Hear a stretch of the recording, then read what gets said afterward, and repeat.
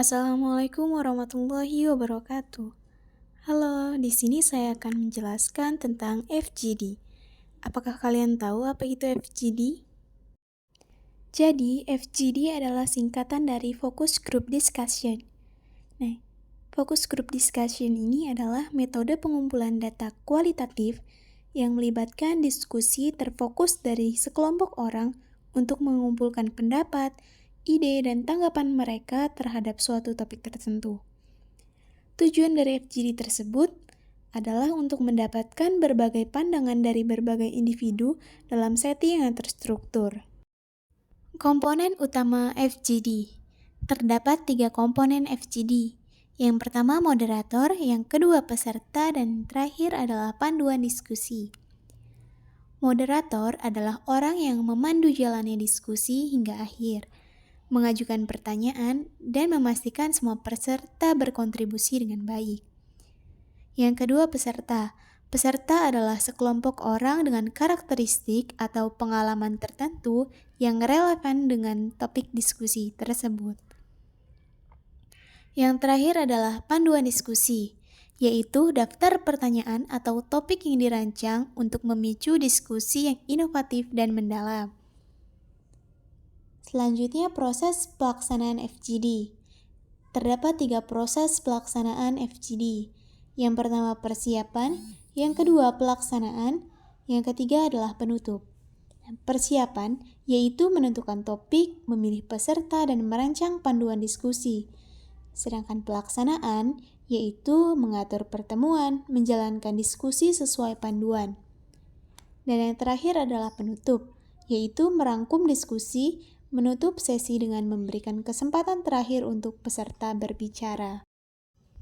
Keuntungan dan keterbatasan menggunakan FGD. Yang pertama keuntungan. Keuntungan jika kita menggunakan FGD yang pertama, kita akan mendapatkan wawasan mendalam dari peserta. Yang kedua, kemampuan untuk mengamati interaksi dan dinamika grup. Dan yang ketiga adalah fleksibilitas dalam mengeksplorasi ide-ide baru yang muncul selama diskusi.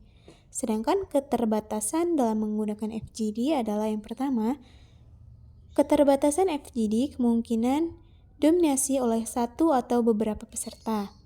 Yang kedua yaitu kesulitan dalam menggeneralisasi hasil karena sampel kecil. Dan yang ketiga adalah pengaruh moderator bisa mempengaruhi respon peserta.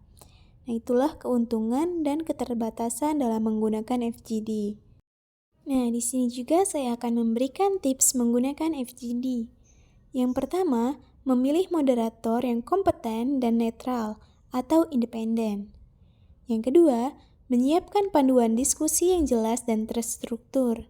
Dan yang ketiga, yaitu memastikan keberagaman dalam kelompok untuk mendapatkan berbagai perspektif.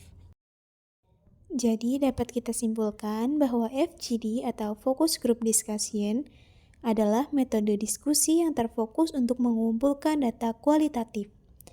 Prosesnya melibatkan persiapan, pelaksanaan, dan penutupan. Keuntungan FGD tersebut termasuk wawasan mendalam dan pengamatan interaksi sosial, tetapi ada keterbatasan seperti dominasi peserta. Nah, FGD ini dapat diterapkan dalam berbagai bidang.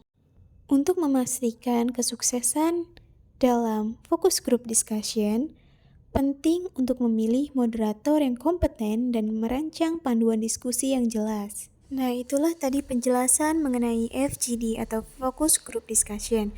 Semoga materi ini dapat bermanfaat. Terima kasih.